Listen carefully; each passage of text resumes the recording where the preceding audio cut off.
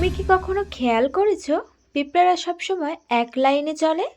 একটা না, অনেকগুলো পিঁপড়া একদম ট্রেনের মতো। কিন্তু প্রশ্ন হলো, ওরা কেন এমন করে চলে? ওদের কি কেউ রাস্তা দেখায়? আজকের ভিডিওতে আমরা খুব সহজভাবে জানবো পিঁপড়াদের এই মজার রহস্য। মূল বিষয়, পিঁপড়ারা গন্ধ দিয়ে রাস্তা বানায়। পিঁপড়াদের চোখ খুব ভালো কাজ করে না, তাই তারা রাস্তা চিনতে গন্ধ ব্যবহার করে। যখন একটা পিঁপড়া খাবার খুঁজে পায়, তখন সে ফেরার পথে মাটিতে একটা বিশেষ গন্ধ রেখে যায়।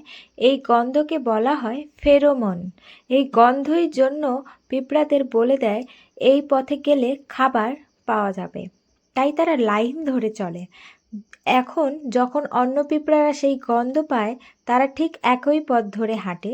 যত বেশি পিঁপড়া যায়, তত বেশি গন্ধ তৈরি হয়। তাই সবাই এক লাইনে চলতে থাকে।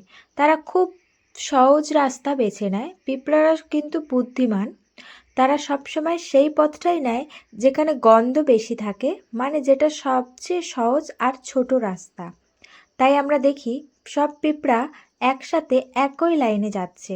গন্ধ মুছে গেলে কি হয়? তুমি যদি পিঁপড়ার লাইনের মাঝে জল বা সাবান দাও, তাহলে সেই গন্ধ মুছে যাবে। তখন পিঁপড়ারা হঠাৎ পথ হারিয়ে ফেলবে, কিন্তু কিছুক্ষণ পর তারা আবার নতুন করে রাস্তা বানিয়ে নেয়। মজার তথ্য, কখনো কখনো পিঁপড়ারা ভুল করে গোল গোল ঘুরতে থাকে, কারণ তারা শুধু গন্ধ অনুসরণ করে। এটাকে বলা হয় আন্ট সার্কেল। এটা খুবই অদ্ভুত একটা ঘটনা। শেষ কথা, তাহলে ছোট্ট পিঁপড়ারাও আসলে খুবই বুদ্ধিমান। ওরা গন্ধ দিয়ে নিজেদের রাস্তা বানায় আর দল বেঁধে কাজ করে, একদম টিম ওয়ার্ক। তুমি কি কখনো পিঁপড়ার লাইন ভেঙে দেখেছো? কমেন্টে অবশ্যই জানাও। ভিডিওটা ভালো লাগলে লাইক দাও, আর এমন মজার তথ্য পেতে চ্যানেলটা সাবস্ক্রাইব করতে ভুলো না। দেখা হচ্ছে পরের অন্য কোনো একটা ভিডিওতে। টাটা।